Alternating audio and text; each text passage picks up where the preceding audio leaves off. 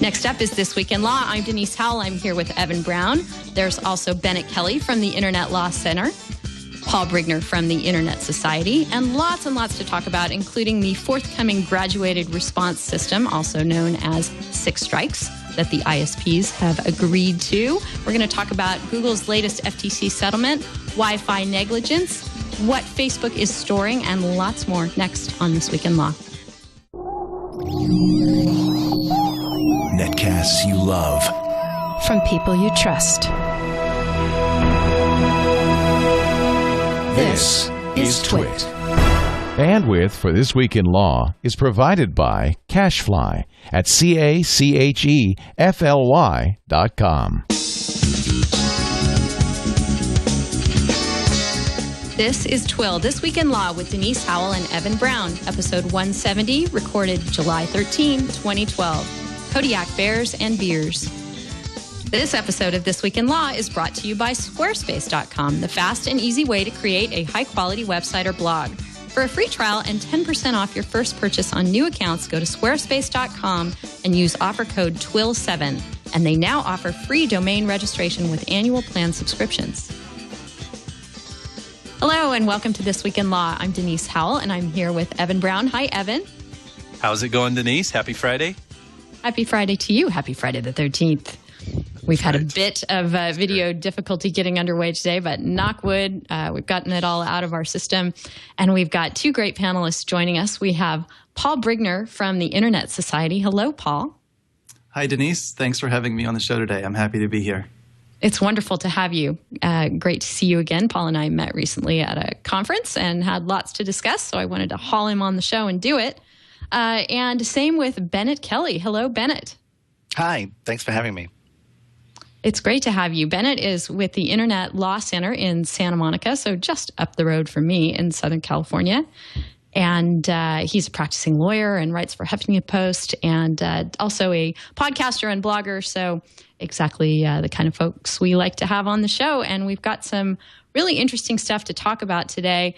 And Paul, I think you're a really interesting person with whom to address this first topic. First of all, before we jump into it, let's have a bit of your background because we're going to talk about the graduated response system that many ISPs in the United States have agreed to with something called the Center for Copyright Information, which is a coalition of the MPAA and other entertainment entities. You're with the Internet Society now. Tell us what the Internet Society does, Paul. Sure, you bet. Well, the Internet Society is a global nonprofit organization that works for the open development and evolution and just vibrancy of the Internet for everyone around the globe. So I am the regional bureau director for North America. I cover the United States and Canada, our operations in those countries, but I have colleagues who cover the other parts of the world too. So we're very active in issues of development and making sure that developing countries get access to the Internet. We are helping in the Internet governance debates, and we also are the organizational home for the Internet Engineering Task Force. We also recently launched the Internet Hall of Fame. So there's a lot going on here. It's a very vibrant organization, and we're working hard to keep the Internet great.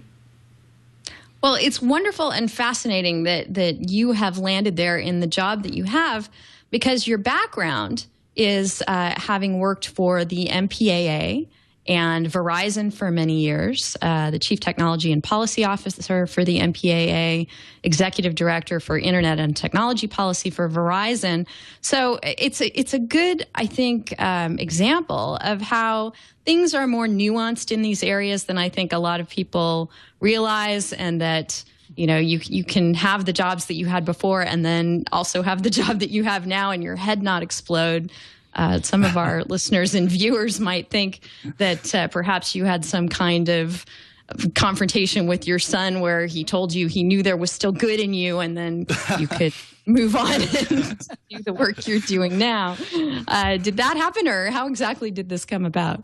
Oh, that's funny. Well, maybe my head has almost exploded throughout some of the recent years, but it actually, I think, makes sense. My early career, the first 10 years, was actually writing software. I did some early Java development, a lot of internet software development, and towards the end of that time, I went to law school in the evening while I was working at Verizon and got an MBA during that time too.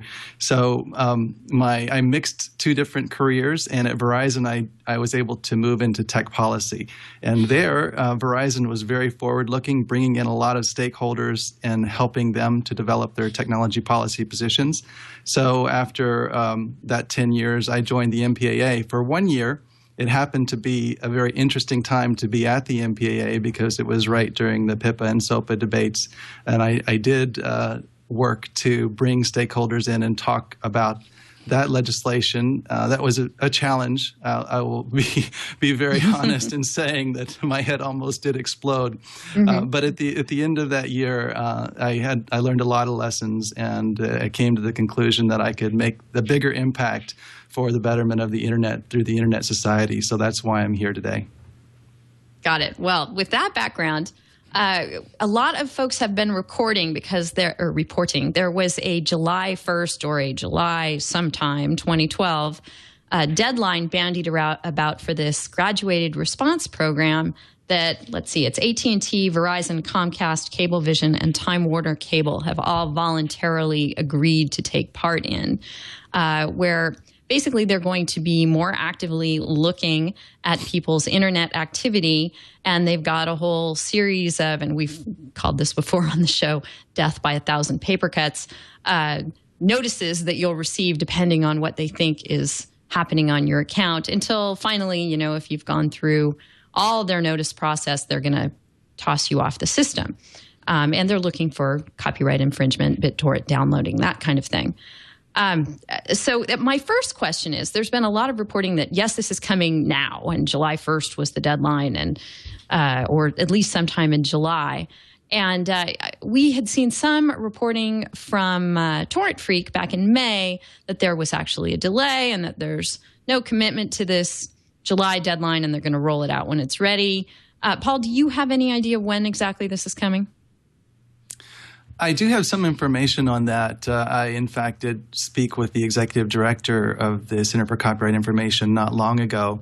And I left that discussion with the impression that the system was not launching until maybe towards the end of this year. Now, I'm not with firsthand knowledge on that, but that's certainly where I thought things were. So as far as I know, it hasn't launched yet today. And I think there is a lot of possible misinformation that's circulating about the program. I'm not suggesting that the program is the right solution for the problem, but I don't think it involves ISPs taking a bigger role in watching what you're doing as you surf or do your activities on the internet. I think that they're continuing to use some of the other older tactics of monitoring the BitTorrent swarms to identify those users and just passing that information over to the ISPs, right? So it's not, the monitoring is happening already, is what you're saying, but it's how we're going to learn about it and hear about it and possibly be affected by it through these notices. Do I have that right? That's right. That's my understanding, and it adds some transparency to the process, because now we have the Center for Copyright Information that has this. I guess it's an MOU or other agreement that has been published. At least part of it has been, where we can see that there are going to be 6 different notices, and there is an advisory board that has some very well-respected people from civil society and from nonprofits who have been long involved in internet advocacy. So I have some confidence that we might have some good things come out of this, even though I do know that it is being watched carefully. All right, so we don't know when it's going to come. We've talked about it a lot on the show before, but Bennet, we haven't had the opportunity to have your thoughts on it. Do you have any you'd like to share with us? Sure. I mean, the process has been going on for a while, but some of the stakeholders haven't included the public groups up only until later in the process. So if groups like the EFF have been critical of how that part of the process has gone about. Secondly, YouTube was going to propose to send people to what they call copyright school, where they have to watch some video before they can proceed once they get to a certain level in the process. And people have seen the YouTube video say it actually misrepresents what is the state of the law in copyright and completely ignores fair use and public domain works. Right. We've seen the response video, and we might have a bit of that queued up, Colin, if you want to just play a reminder for folks that it's out there, which is an antidote to copyright school, fair use school. So, your video was taken down by a DMCA copyright notice, and you got sent to YouTube's copyright school. By now, you've watched the Happy Friends video, taken the quiz, and heard YouTube's opinion on everything you are not allowed to do in your videos. At this point, you're probably starting to despair, as YouTube's video gives the impression that unless your video is completely 100% original, it is automatically copyright infringing, and once your video is taken down, there is nothing you can do about it. But take heart, and don't give up hope. All is not lost yet. There is still a way you can get your video back and have the strike removed from your account. You can do this by using 2 secret weapons hidden deep within the darkest recesses of copyright law, which copyright holders and big companies like Google absolutely do not want you to know about. These are the twin weapons of fair use and DMCA counter notices. These are the bane of copyright holders' existence. We'll let you go watch the further details of how to use fair use and DMCA counter notices in the context of the DMCA. Bennet, are you bringing up the copyright school and response because the copyright education out there, as we come into this era of graduated response from the ISPs, is a little bit lacking? Yes, exactly. And the fact that if this is what this is trying to achieve, is to try to make sure that people are compliant, it should do so in a way that doesn't actually restrict their freedom of expression by not allowing them to do what they're permitted under existing copyright law. And it kind of somewhat tangential and related battle involves everyone's kind of familiar with the use of the movie Downfall, the German movie Downfall, where Hitler does a rant and people have added their own subtitles for different comedic purposes. Well, there was one done where Hitler rants because his video was taken down even though it was fair use, which is clearly a parody, and that was taken down by YouTube. So it's about, if you're going to have this process, make sure that you're educating consumers fairly and that you're applying it properly. All right, good points. Evan, I don't think that fair use, though, is going to be a real persuasive response to an ISP once they start sending out these notices. Do you? Well, I don't know. The ISPs probably want to do the right thing when it comes to their customers. My concern when we start talking about fair use is that seems like it's likely to just matter or be a relevant issue a very small percentage of the time. So to the extent that there's anything good in the graduated response that's in this new kind of arrangement, I would be disappointed to see that those positive aspects of it thrown out or somehow disregarded or done away with because of this concern about fair use. Now, I am not for a second trying to say that fair use is unimportant, because it is. It's a very critical I guess it's a right, isn't it? It's a very critical element of copyright law that allows people to undertake and do creative expression without the fear of infringement. So along those same lines, I don't know whether an ISP would automatically say, we are going to fail to undo this strike against you, to use the nomenclature that's in that YouTube video, or otherwise take into consideration your use because it's a fair use. What that does for me is lead me to wonder and think of the more general question: what really is the ISP's incentive in being cooperative in all of this? And I can't think of anything other than trying to just be a good player truly being an intermediary here in a way that's fair and reasonable, both to content owners who have the ownership interest in the copyrighted works and their users who, oh, by the way, happen to pay their bills every month, and that's how these ISPs make money. So I don't see any reason to think off the bat that an ISP would be totally in disregard of an individual user's rights, whether that be for fair use or any other kind of defense that they could raise. Your cousin visiting from out of state who's using the laptop to trade files by BitTorrent, and you didn't know about it on your open Wi-Fi connection. Whatever kind of defense, it seems like the ISP has every incentive to be fair to its users. Right.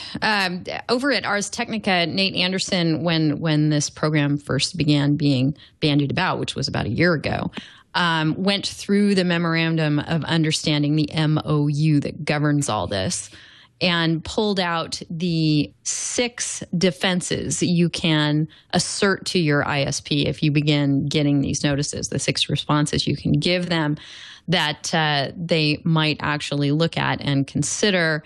You can tell them that the ISP either misidentified your account, wasn't your account that they're actually looking at, that the bad stuff happened in, that someone was making unauthorized use of your account, so that's your cousin using BitTorrent, that the work that is in question, the thing alleged to be infringed, that you actually had authorization to use it or download it, that there is fair use. So I guess that actually was called out as one of the things that they're going to look at. And the way they couch that is the subscribers reproducing the copyrighted works and distributing it or them over a P2P network is defensible as a fair use. That seems like one that would require a lot of detail to demonstrate. That the file was misidentified. The file in question does not consist primarily of the alleged copyrighted work at issue, or that the work was published before 1923, and so that it's going to be in the public domain.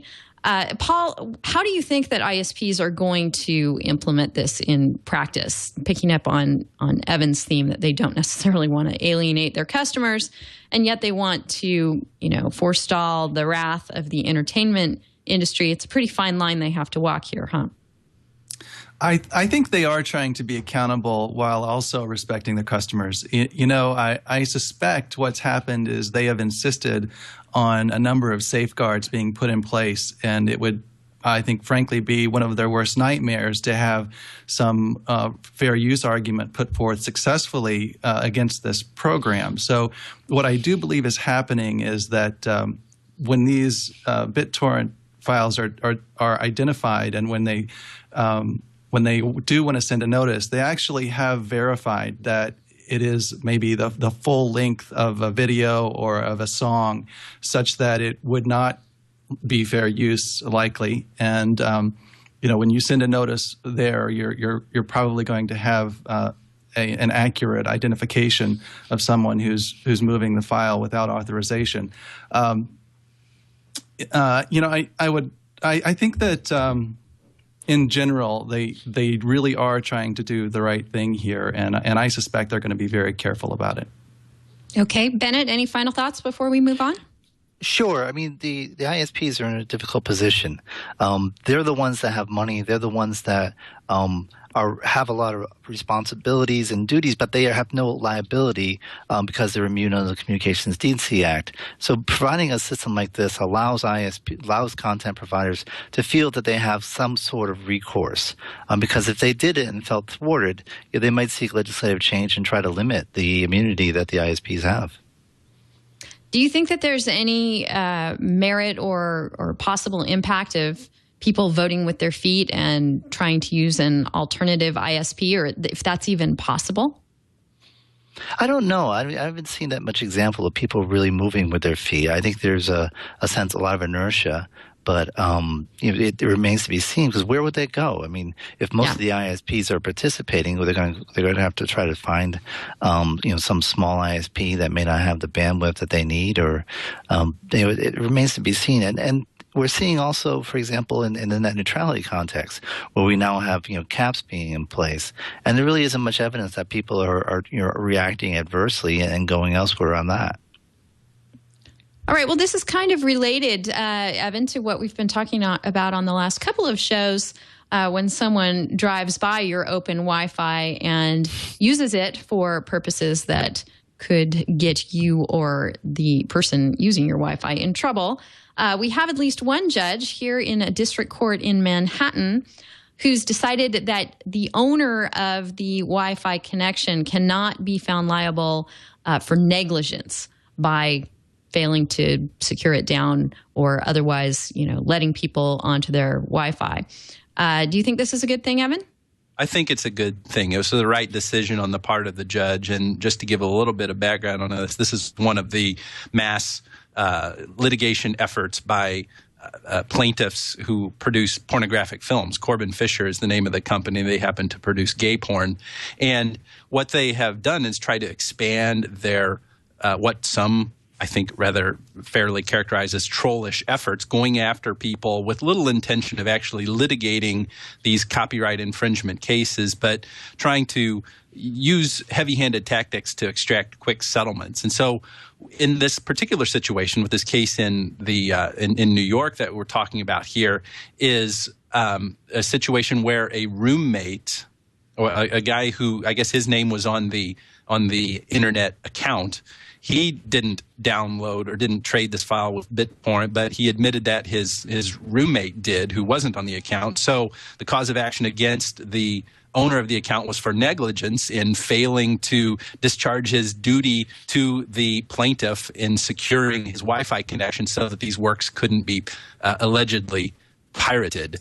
So the judge made the right decision here, I think, and what the holding was or is that this claim for negligence, namely failing to discharge the duty to stop this from happening, is preempted by federal copyright law. And to say that in a simple way, the federal copyright laws are the ones that should govern the type of cause of action that would arise from this fact pattern.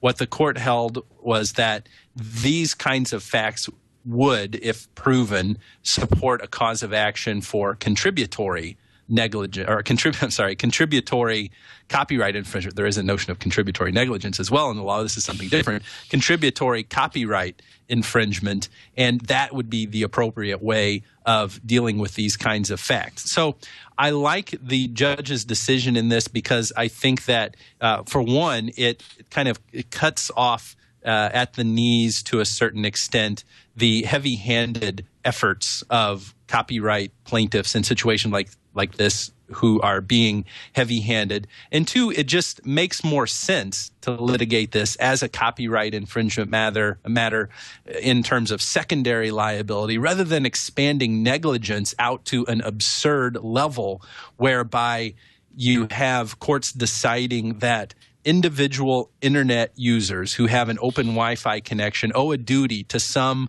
copyright plaintiff, be that a porn company or whomever, probably on the other side of the country. That's ridiculous to think that internet user owes a duty to that person, to that company whom they have no relationship with whatsoever, perhaps no interest at all in protecting them. It just makes much more sense, not only for the sake of the integrity of copyright law, but it makes a lot of sense for the sake of integrity of the law pertaining to negligence. So the judge came to the right conclusion on this one. Yeah, it sounds to me like we don't, as a policy matter, want people to have to be policing their roommates' use of the internet access. But I'm sure the entertainment industry would argue the other side of that coin, that, if it's your account, then you're responsible for what happens on it. Paul, do you like this decision? I do. I think that it would be very difficult to carry that burden of liability for other users on your connection, and I can't imagine that would be sustainable. Well, there are lots and lots of these cases pending where the negligence claim is being asserted. So this is just one federal trial court judge who has reached this decision, and hopefully others will follow his lead, but there's probably a lot of room for conflict and controversy on this point. Bennet, any thoughts? Well, I think it's the question of, it's the right ruling, but the question is, where would this go if it went the other way? I mean, what else could this be expanded to? Are we responsible for harm to other people's computers if a bot, spam bot, goes out and infects their computer through our account? I mean, there's it's the right decision, because this could cause just a wave of litigation over every type of virus that gets out there, and they'll just find people to sue because of it. Right. Well, maybe they'll start suing all the manufacturers of apps that let you record the police in a little while, because the police have not been fans of that, and there's been a lot of controversy over it. We'll talk about that and funny junk in a moment. But first, I want to thank our funny junk. Exactly. I want to thank our sponsor for this episode of This Week in Law, and that is Squarespace. Squarespace is who I use to manage my site, and have used them for a few years now. I think they're wonderful. It's so easy to use. The UI for managing a site or a blog is so fantastic that I recommend it to all my friends, whether they're in business or they just want to set up a blog or put up vacation photos. It's so flexible and meets all those needs. And what is really fantastic that they're doing now to make it even easier to use is the free domain registration for their annual plan customers.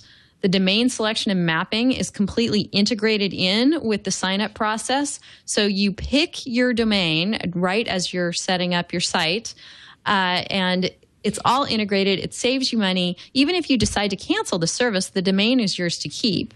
It's optimized for both beginners and CSS experts and everyone in between. So really, you're going to find exactly what you need in the way of a site on Squarespace.com. It features a developer-friendly CSS editor that allows you to pop out the entire window in full screen. You can colorize code, undo, find, and replace. And the design templates are beautiful. These people really have a good eye for putting templates out there that people are going to like and be able to adapt to their own needs. And you can do that. You can customize them in any way that you like. The iPhone, iPad, and Android apps are awesome. They let you maintain your site while you're on the go. They've got Google's complete web font library with over 300 fonts now fully integrated. Their online support and their phone support are fantastic. They will work with you and solve your problem and follow up and be accountable. And I love that. It's so rare these days when you actually can have something ironed out to your liking. Squarespace even offers free live webinar classes to help you get the most out of your Squarespace site or blog. And I'm guilty of not taking advantage of all the great resources they have in that regard. There's really a lot you can do if you want to dig into their resources. They've got everything you need for whatever kind of site you want. They've got a blog module. They've got forms for collecting addresses and other information from your visitors. You can put your Flickr photos up there. You can put your Twitter stream up there, social media buttons for all the services that you want to integrate and connect with your website, Facebook and Twitter, of course, Google Maps, and more. There's tracking so you can see what's going on with the site, really wonderful statistics and information about who's visiting, and you can see what you're doing that's effective and what's not. It's super fast and basically bulletproof as far as being able to bring it down. You should use it really for all of your website needs. I've loved it. You can build with it, host it, and update it all in one service. And you can try it for free, absolutely free right now. Go on over to squarespace.com, sign up for a free account. You don't need a credit card. Just try it out. You can start building your site. And then if you decide to purchase, use the offer code TWiL7 and you'll get 10% off your first purchase on new accounts. Don't forget about free domain registration with annual plan subscriptions. That's huge. I mean, how much do you otherwise pay for an annual domain? It's at least $10 or $20 a year. So that's going to be yours for free. Go to squarespace.com and use the offer code TWiL7 for your first purchase for 10% off. Thank you so much, Squarespace, for your support of This Week in Law. All right, so now if you want to film what's going on with the police, someone's got an app for that. Evan, have you checked this out? I did, yeah. I read the article about it. This was the ACLU from somewhere that has an app for this, right? I don't have the article right in front of me, but what it does, it sounds a little bit like camouflage.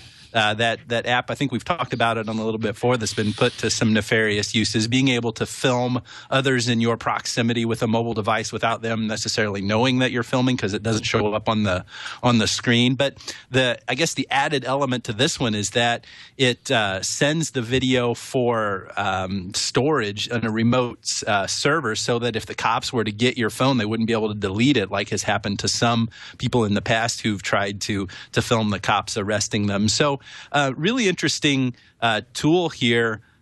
Plays well nicely into this controversy of whether or not it's a First Amendment right to arrest someone for recording the police, or whether statutes that purport to make this some form of enhanced eavesdropping, whether those are unconstitutional. I guess an interesting sort of meta issue with this is, what's the liability for the provider of a tool like this if it is going to be used for clearly in a jurisdiction where it's unlawful to record the cops, and that has been constitutionally settled, which would, I guess, would be somewhere at least outside of the First Circuit, where we have that decision from the First Circuit Court of Appeals that said it was all right for that guy in Boston Commons to be filming the cops. Right. The question goes to the liability for providing this when they know that it could be used for to break the law. So lots of cool things to talk about with this one. And, I'm not always aligned with the ACLU and the things that they do, but innovation and interesting things like this, especially with mobile technology, is something that's good to see. Right, and we're going to make them our first MCLE. That's mandatory continuing legal education for all the lawyers who are listening, if they want to get that, and they live in a jurisdiction where you have to be able to demonstrate that you've actually listened to the show. ACLU is your first passphrase for this show, and if you want more information about getting credit for our shows, go on over to the wiki for TWiL, which you can find at wiki.twit.tv/wiki/This Week in Law. Probably easier just to Google it. So, Bennet, what do you think about this? Do you think that perhaps the ACLU might be in for some legal challenge that it didn't anticipate? Well, I mean, we've already had the recent battle in Illinois over their statute to try to restrict the ability to record police activity, and that was rejected. And so I think there will be a battle. I mean, there's at some point people are going to make the argument that you're endangering police, particularly if we're dealing with undercover police. So I would expect the police unions maybe to react negatively to it.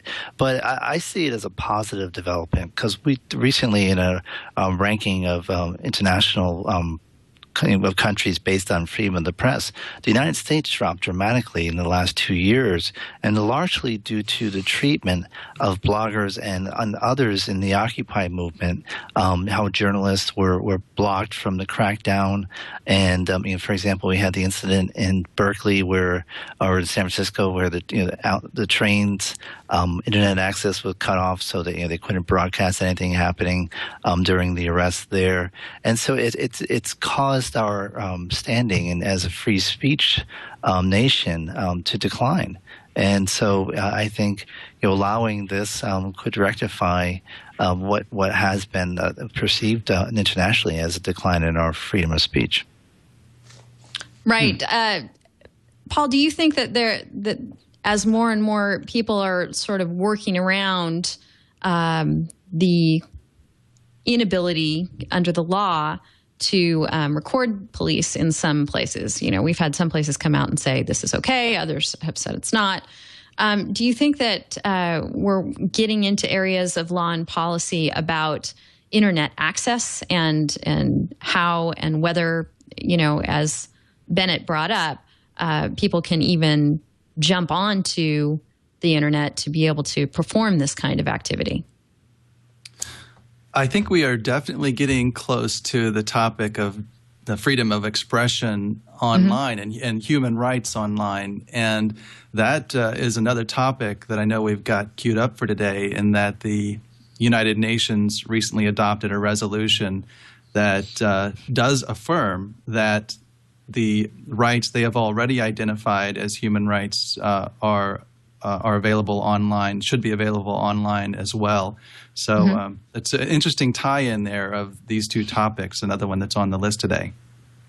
Right. Well, let's jump to that. I don't see why not. Are you saying now that because we've bandied about the question of whether internet access is recognizable as a human right before, this sounds like kind of an end run around that by saying, well, everything else that we've already acknowledged as an international human right, if you're doing it online, then it's going to be a right there too. And that sort of bootstraps internet access in, doesn't it?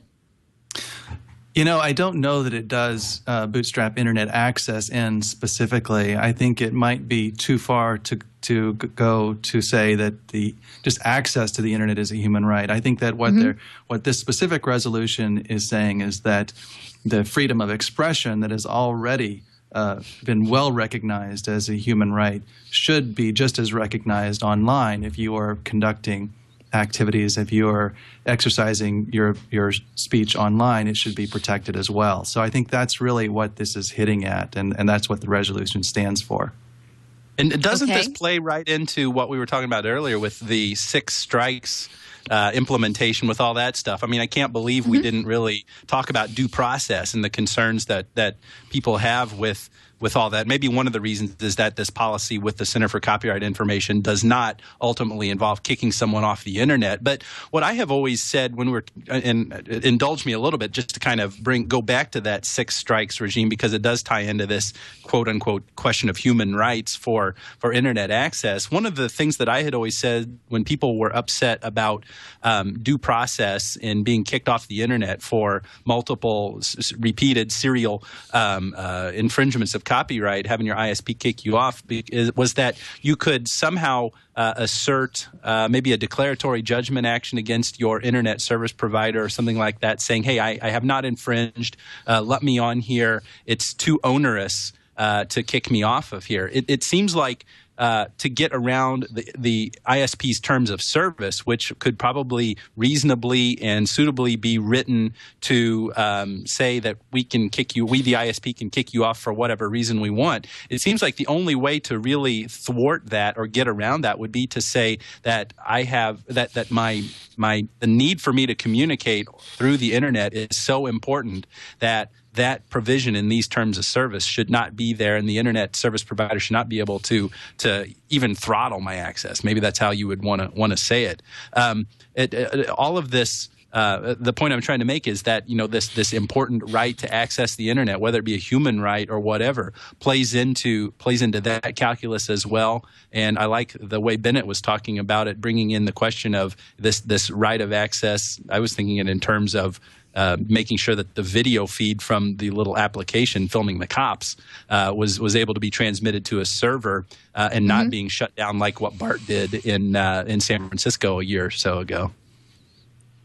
Right. I mean, it seems like the next logical step as we start to see governments try and get more onerous about who they're letting on the internet and when and under what circumstances is for people to try and work around that. And, whether it's the mesh network that folks have talked about for so long or some sort of alternative method of ensuring access exists, even in the event of a governmental crackdown.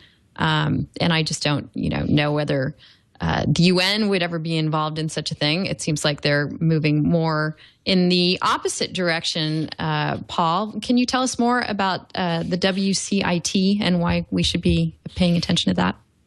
Sure. That's a topic that we are focusing on extensively here at the Internet Society. We have a public policy office that's based in Geneva, and we have a number of experts that are involved in working through the UN's ITU, the International Telecommunications Union. So that's where this conference, the WICET conference or World Conference on International Telecommunications, is being sponsored, and it's being held in Dubai later this year. I think it was mentioned a couple shows ago. We had Larry Downs on. You had Larry Downs on, and he did a great job of giving an overview of the WICET.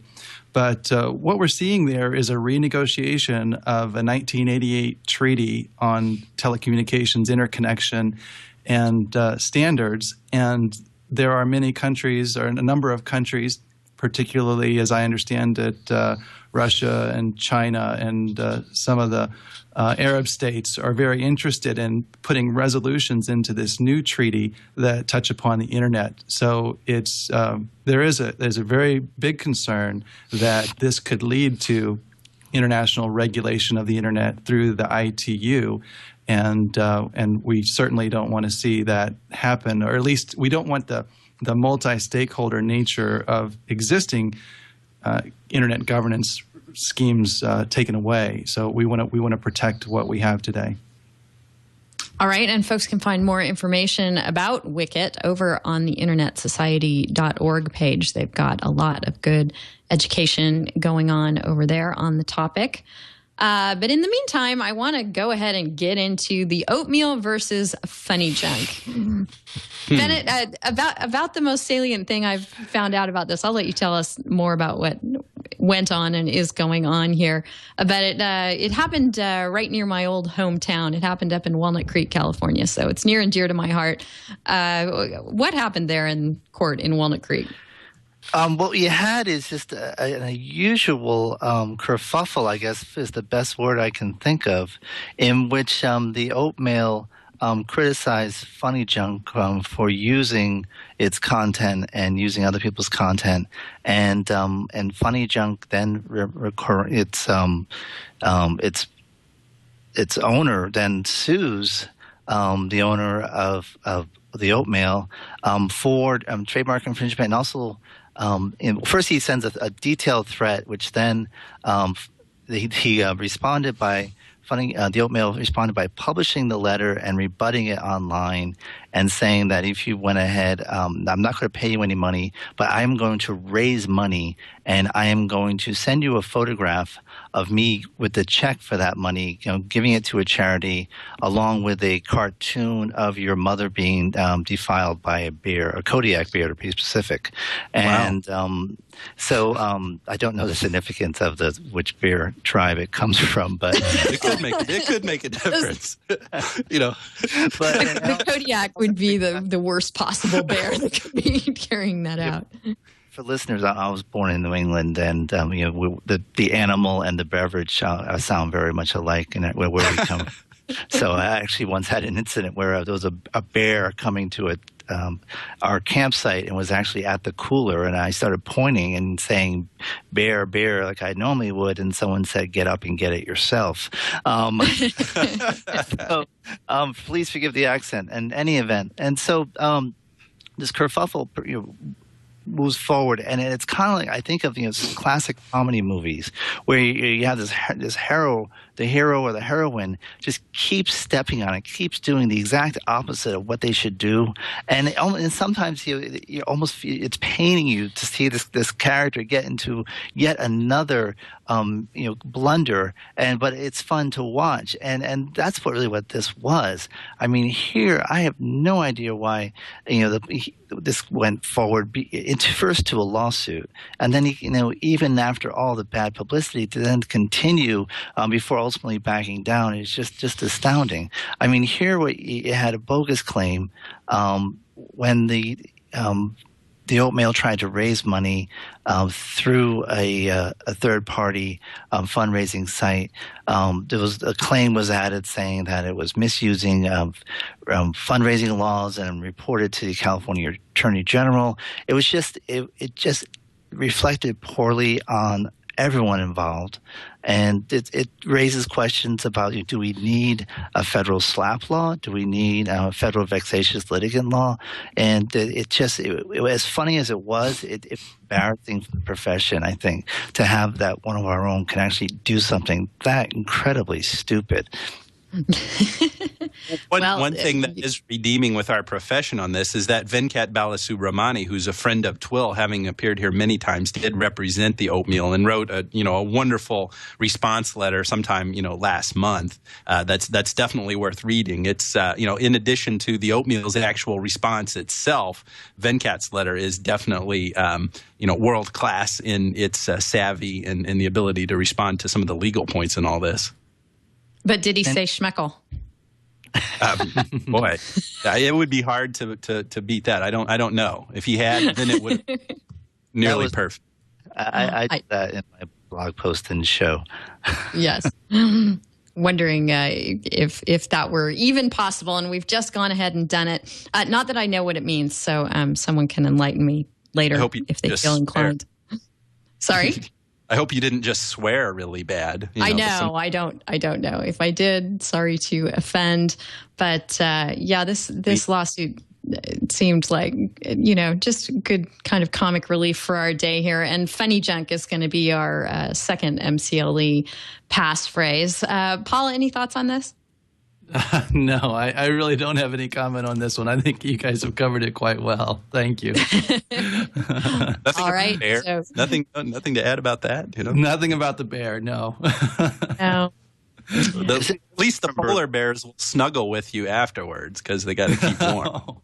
Yes, it's certainly the most interesting response to a claim of litigation that I've seen in a very long time. You got to give the guy points for creativity. He raised a fair amount. Sorry? He raised a fair amount in response. Yeah. Like $50,000 or more. And so it just really, if anyone came out smelling like roses in the process, it was definitely the oatmeal. But all in all, it was just a train wreck, but a fun one to watch. All right. Well, those are the best kind, of course. Was anyone surprised, and I'll hone that into Paul, were you surprised at either the fine against Google or the amount of the fine from the FTC this week? I wasn't surprised. I think that given that that's the revenue that Google pulls in, I think they said that that's about what Google would pull in 5 hours. It really isn't a major fine probably for them to handle. And it is a serious invasion of users' privacy, what occurred. So, I thought it was appropriate and given that it's an opportunity to make a statement about how online users should be able to protect their privacy. I think that was appropriate to make a headline to say this is the biggest fine that's been applied in this type of case.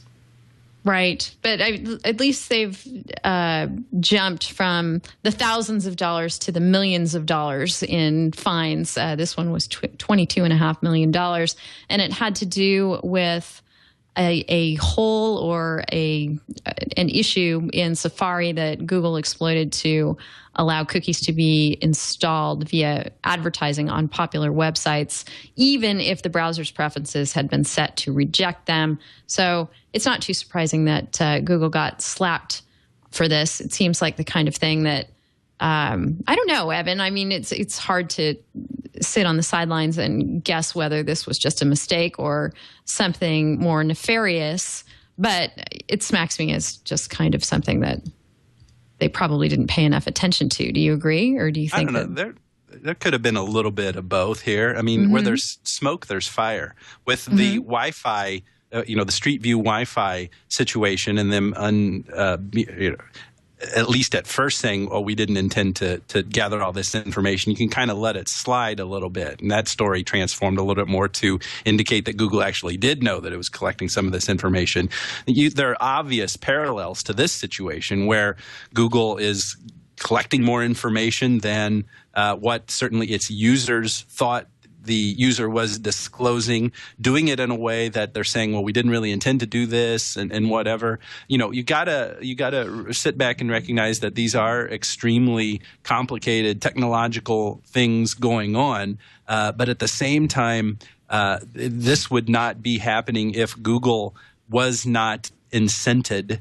And I'm not saying it's wrong for Google to be incented in this way. It's what it's in the business of doing. But Google certainly has this very strong incentive of gathering as much information as it possibly can within the bounds of the law. And if it's going to be pushing the edge of the envelope in doing it and doing it well, then these types of things are inevitably going to happen. So it's probably a little bit of both, that very zealous approach to information collecting and a little bit of innocence, maybe, and it's some kind of mixture of that motive. That's what's making this a reality. Right. Bennet, there's been a whole slew of these lately. Google and Facebook and MySpace all paying their small chunks of money to the FTC, but under lots of monitoring based on some missteps that they've had. Do you think that they will clean up their acts? Well, I think it raises the importance and it highlights what happens when you have a consent decree. A lot of people criticize them because often they don't come with any monetary obligation. But if you violate it, then the damages can become quite significant, and that's what we have here. Google was subject to a consent decree. This fine isn't for a privacy violation. This fine is for violating their consent decree, and so then now we're talking real money. The FTC has limited authority absent that, and so it comes at a time when they're also being criticized as being a toothless watchdog, and it shows that how important having that fundamental baseline in the consent decree can be. If it's later violated, the penalties can be quite substantial. Yep, that's a good point.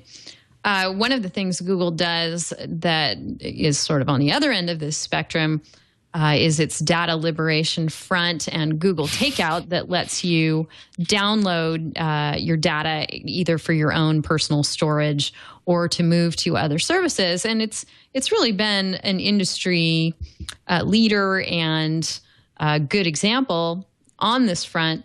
Our intern, Franklin, likes, I think, Google Takeout and the data liberation front, but had a question for Brian Fitzpatrick over at Google that he asked before the show.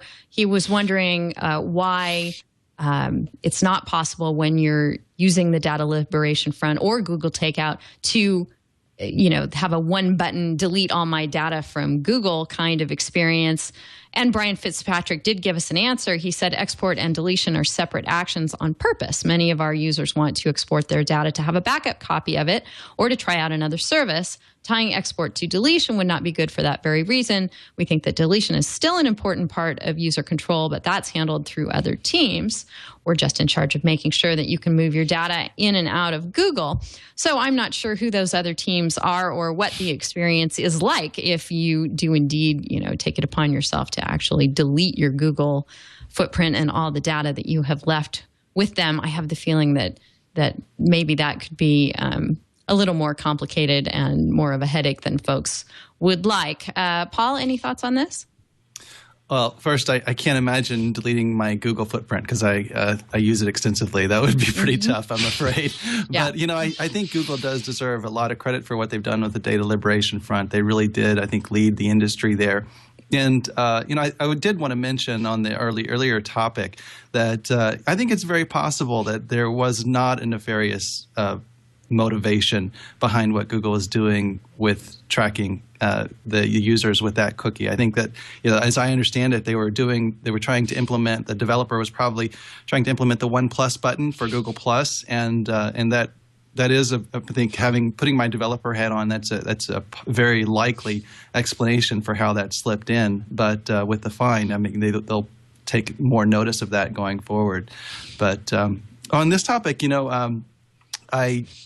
I have gone through the Google settings on all the different services and have been really quite impressed, to be honest, at all the control they give you and how they put it in one place so that you can identify where you're sharing your data and where they're tracking data. So while it may not be perfect, I do appreciate what they do provide.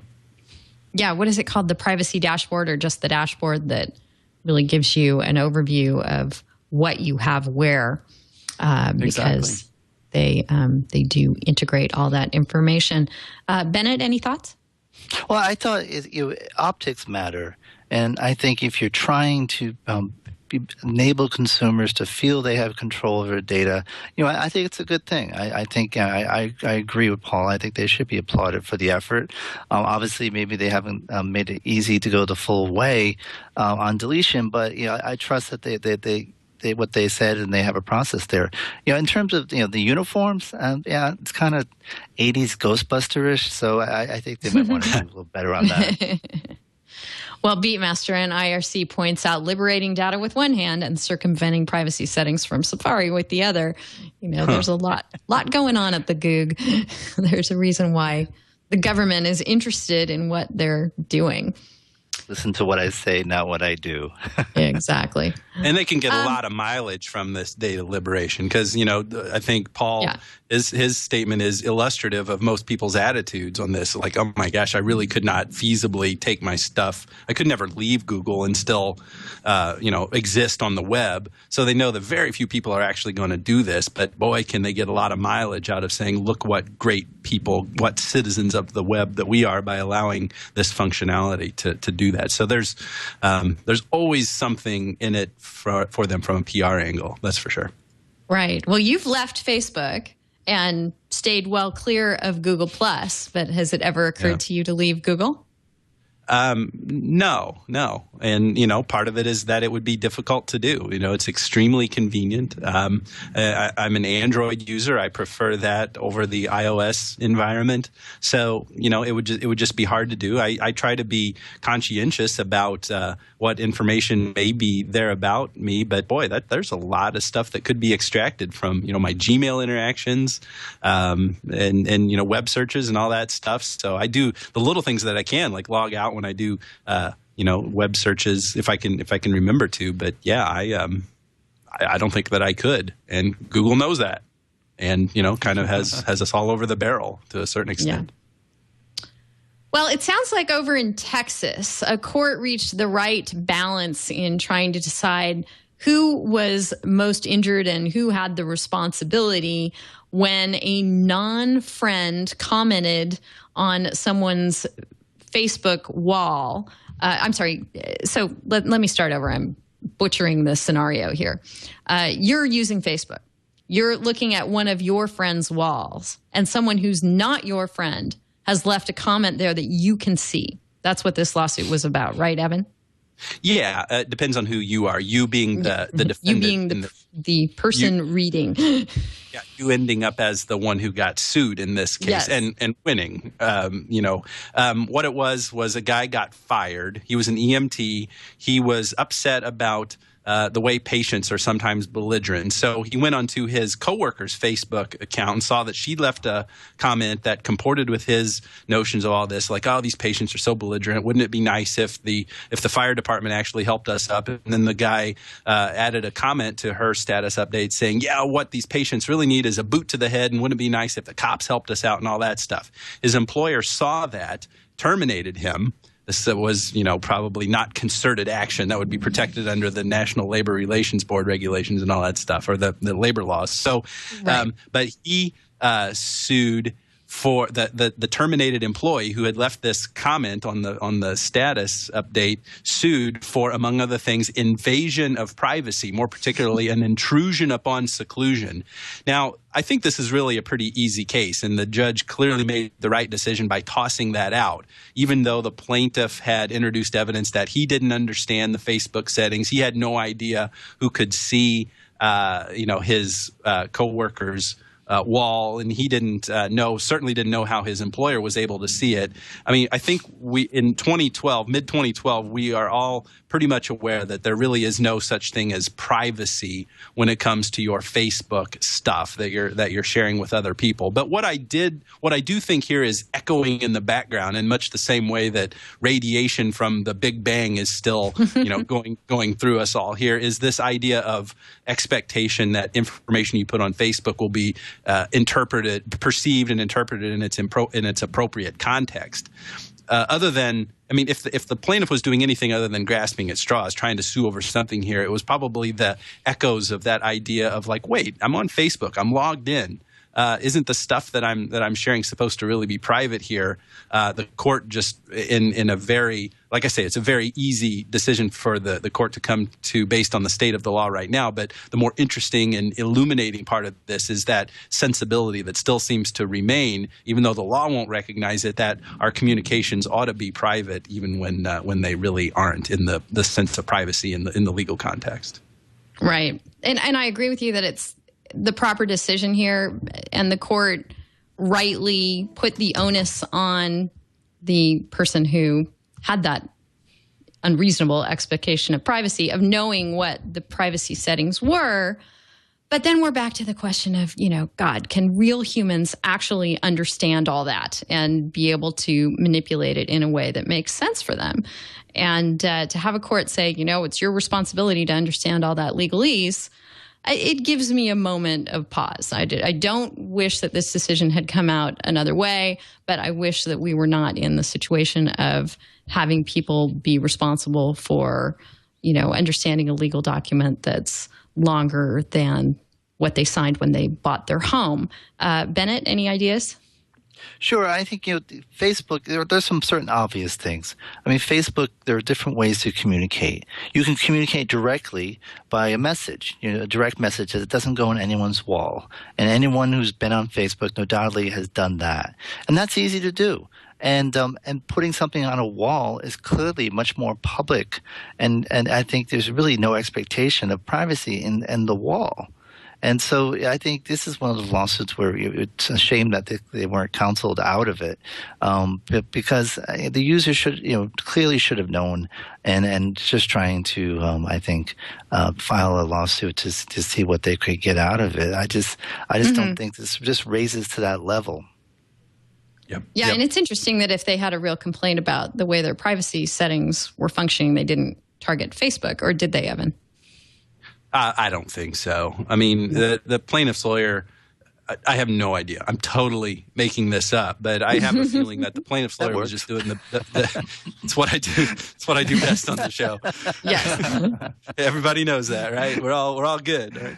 I mean, I get the sense that it's plausible that the plaintiff's lawyer was just doing whatever he could, to be competent and diligent in representing his client here. These were not good facts, and just doing what he can. And so going after Facebook would have been even a bigger loser, probably, because you certainly would have been met by a formidable opposition in the form of their lawyers. So I imagine that it was just doing whatever they can to be as best of a lawyer as he could in the circumstances and given these facts. Paul, is this something that the Internet Society pays attention to at all? The fact that there's a bit of a disconnect between what is expected of users based on the agreements that they all click yes on without reading, and what their expectations might be? It is. We have actually a major initiative here, a small group of experts who work on trust, identity, and privacy. And I think this kind of fits into that topic. So I would encourage people to check out our website there too. There's a lot of resources, and we have some of the world's best experts in that area. With regard to whether someone would expect privacy on a wall, I think that gets a little bit, for me anyway, it's not so clear, because I have actually gone to the effort of creating groups, and I have a family group, and I have coworkers, and I use the View As feature on Facebook to try to determine anyway what other people might view. And if I were to post something to my family group, I would like to know that it would only go to them, and at least I think I've got it that way. So if it worked out that it didn't, I would be pretty upset too. So I can see how some users of Facebook would see that as not so clear cut. All right. Also not too clear-cut is what is going to happen with the data that Facebook, once again, not a problem you'll have, Evan, because you're not on the service, that Facebook gathers about folks when it is scanning for criminal activity or sexual predators, which would also, of course, be criminal activity. And unless you're just hungry like the wolf, that's okay. That's not necessarily a crime. Yes, okay. Facebook's going to wind up with a whole bunch of this data that otherwise, would not be available for government review and subpoena that will be there. Obviously it has to monitor its site, and it wants to maintain a good community environment over there, but the means to its end wind up with a whole lot of stuff that constitutionally we might be protected against if that stuff were residing, on our own computers. Bennet, any thoughts? Well, I mean, if you go to constitutionally, I mean, this is a private business, monitoring its own data. It's not government involvement, except to the extent that they do provide the data to the government.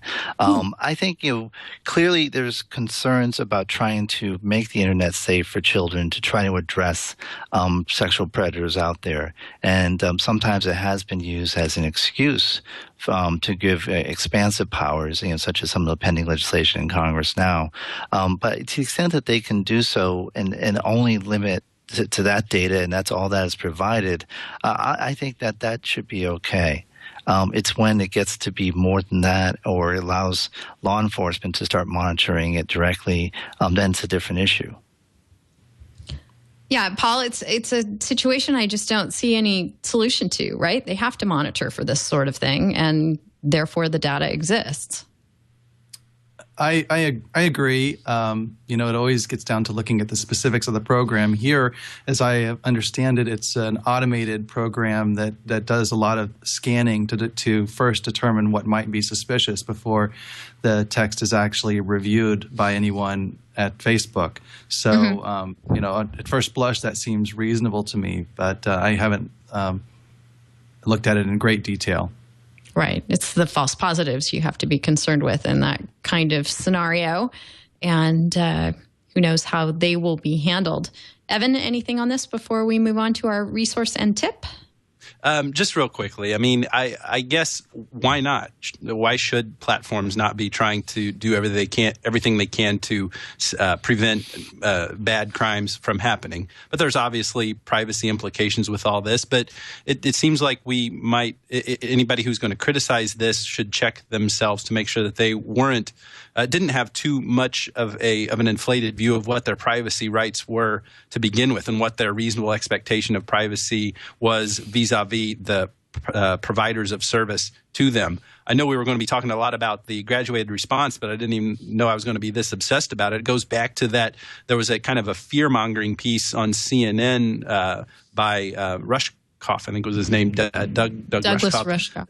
Yeah, saying that, oh my God, your internet service provider is going to be spying on you anyway, and how this is like this brand new privacy violation. Like, you really thought that your ISP wasn't really aware of what you were doing anyway online? So get over it. It's that's the nature of the beast, and there's no real. You do. In fact, the courts have held numerous times you don't have a reasonable expectation of privacy in things like your subscriber data and information like that, and non-content information, non-communication content that's on the server. So, check yourself before. I'm not even going to finish it and say it. Yeah, just be aware of these things. Yes, you and Scott McNeely. No privacy. Get over it. All right. So, but really, sort of playing right into all of this, our tip of the week is going to be, what you've been saying, Evan, is that you can send an email and you're going to just know that information is out there and indestructible and living on in some sort of form because you've sent it off to another person. Mike Elgin over on Google Plus has figured out, and I guess, it would be sort of apparent if you're using Google Plus as your email router, which is something that you can do. You can use Google Plus to either aim a post at a person or a group of people in a circle, or you can aim a post, as it were, to an email address. And I think this is what he's getting at. And what he's noticed is that when you do this, you have complete control to edit the email that you've sent even after the recipient has read it. So you can change history if you want to. You can say, I never said that. I never sent that. Here's what I sent. And, and Mike is couching it as this gives you control over the message, but it sure will wreak havoc with document retention, production, due diligence. I can just see, I don't think lawyers have probably noticed this little tick about Gmail, or it's not Gmail, it's Google+.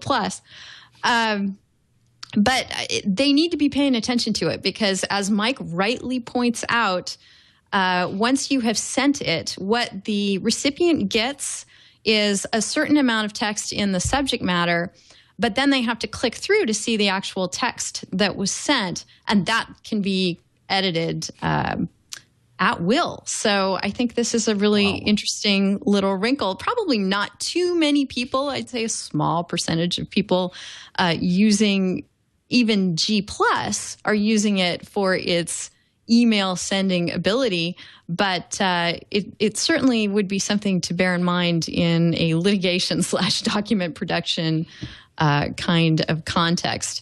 Evan, I know you don't use this service. I've actually noticed and used Google Plus not to change an email that I've sent, but to send emails before, because sometimes the way it comes up for me is you're reading along on Google Plus, you see something there that you want to send, and you send it off in an email that way to someone like you, perhaps, who's not on Google Plus. So you're going to have to pay attention when you're getting those emails from me, because who knows, I can monkey around with them after the fact.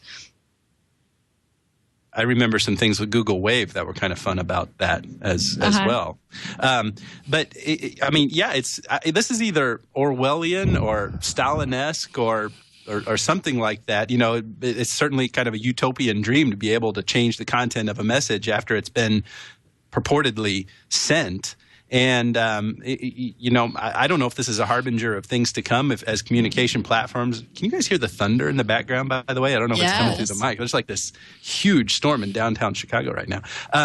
If this is kind of a harbinger of the way things are going to be, and communications platforms are going to move away from standard email as they go and be more fluid and kind of be moving targets, definitely will be a mind shift that we would need to make in thinking of email messages not as these static things that are fixed in time, but as communications become more fluid. That's definitely going to change the nature of it's certainly going to change the nature of the practice of law, in as much as emails have such a powerful evidentiary effect. You know, who knew what when, and who communicated the orders to whom to do what. You know, it's so much of that in disputes are proven by email. This would obviously radically change that. But of course, Google's going to be collecting all that information in the different iterations. So it's there somewhere, I bet you. I bet if you get into the mind of Google, you can figure out how things have been changed, at least at this point.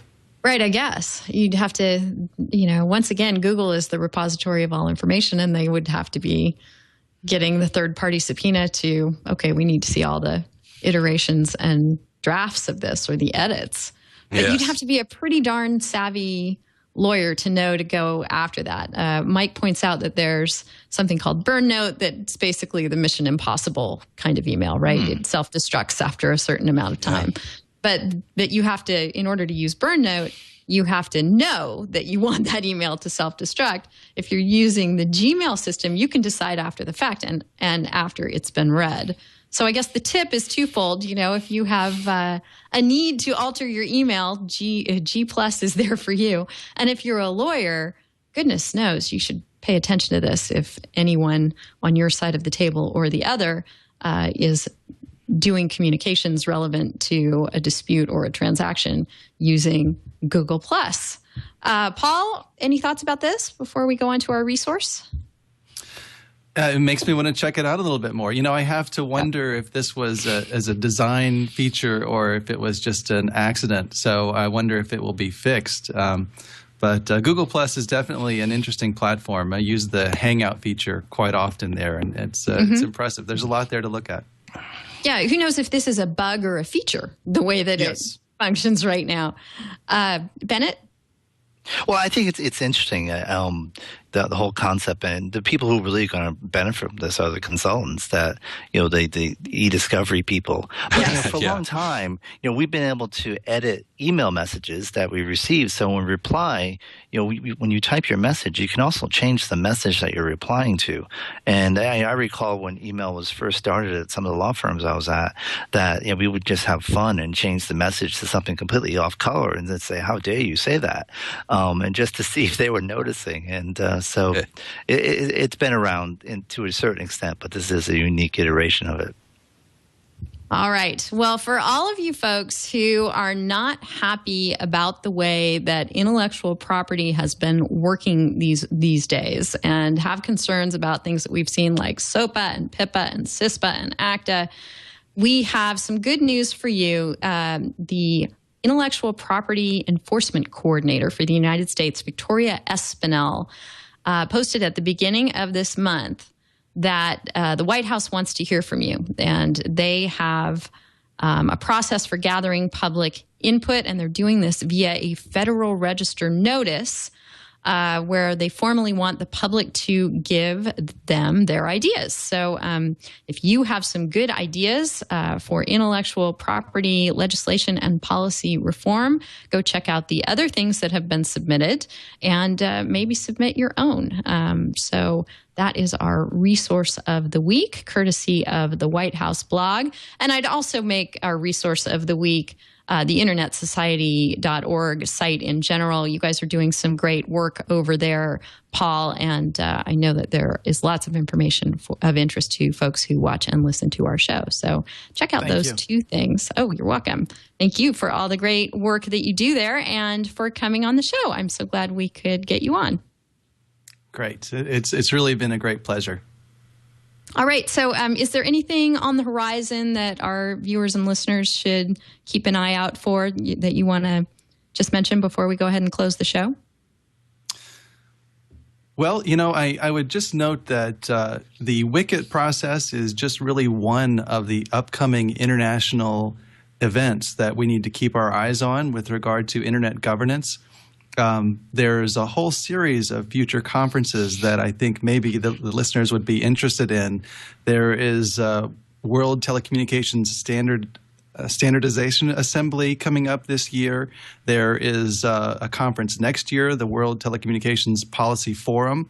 And then the year after that, and these things they're planned very far in advance, there's a plenipotentiary conference for the UN that's going to, for the ITU, I should say, that's going to set the goals of that organization going forward. So I think that from what I see is that we're seeing a trend towards moving internet policy discussions more and more towards the international forum. And to the extent that people want to tune into that, I think the Internet Society is a very good resource. There is the Internet Governance Forum that's coming up this year as well in Baku, Azerbaijan. That's in November. And there's just so many different activities that I think that are critical for how the Internet's going to work in the future. I hope people will start watching that very carefully. Great. Well, one way they can do that is definitely by going over to the site. And I noticed that the Internet Society is on both Google Plus and Twitter, as is Paul. So you can find him both those places. He's Paul Brigner, all one word, on Twitter. And we really appreciate your joining us today and sharing your thoughts and insights. And Bennet, Kelley, I am looking forward to catching your Cyber Law and Business Report Wednesdays at 10 a.m. at webmasterradio.fm. And over at the Internet Law Center site, that's your law firm site, is that right? Correct, it is. Great. And you've been blogging over there as well and doing a great job. So wonderful resources for folks to check out there too. Any final thoughts you want to leave us with? Sure. We have a newsletter called Cyber Report, which actually got second prize 2 weeks ago at the LA Press Club Awards. So we're kind of proud of that. We actually won the year before for top newsletter. So check it out. It's a free newsletter. Just sign up on the site and comes out monthly. That's great. Congratulations. And you can follow Paul. Bennet. He's also on Twitter. He's Internet Law Cent there and under his own name, Bennet Kelley, on Google+. And again, we've really enjoyed chatting with you. I'm glad we could get you on the show. And it's been great going over all these issues. And thank you for the in-depth coverage of Kodiak bears and beers. It's important things to know. Yes. Evan, it's been wonderful chatting with you again. Thank you for holding down the fort while I was gallivanting around this week. Yeah, no problem. It was fun having this conversation. Really enjoyed talking to Paul and Bennet, and of course enjoyed the conversation with you, Denise. It's always fun. And one of the things that Paul and I were talking about before the show, one of the best things about the show, well, there's two things. Staying current. One of the things about being a participant in the show, staying current, having an excuse to read all these articles, and also just the opportunity to interact and talk with such people who are doing such interesting things in the field. So this week. Certainly played right into that pattern, and really has been a wonderful time. So it's been great to be here. Yes, and for me too. And we are thankful for everyone who joined us live. We do record this show live every Friday at 11 a.m. Pacific time, 1800 UTC at twit.tv. And for everyone who's joining us after the fact, whether it's on YouTube or at twit.tv/TWiL or via iTunes or however you like to consume your netcast content, you're going to find us there. What else? We've got a Facebook page you should come and check out. I have fun finding interesting topical pictures on Flickr in Creative Commons over there and changing up the Facebook page each week with something that hopefully will make you smile. Same thing over on Google+. And we post the shows up there and also the topics that we're anticipating discussing on the shows to come. So we love to get your input on all of that. And you can also send it to us, Denise at twit.tv, Evan at twit.tv. Do check out our continuing legal education resources. If you're someone who thinks that you can get credit for watching or listening to the show, we're really happy to help you out with that. And we continue to go down that road as far as becoming an approved provider for legal MCLE in various states. We'll keep you posted on that front. And we'll see you next week, where we're actually going to be recording one show for Friday the 20th and another that we're going to put in the bank. So if you want to get a double dose of This Week in Law, tune in starting at 11. Next week, we'll have 2 shows for you. And we will see you then. Have a great time. Until then, this has been This Week in Law.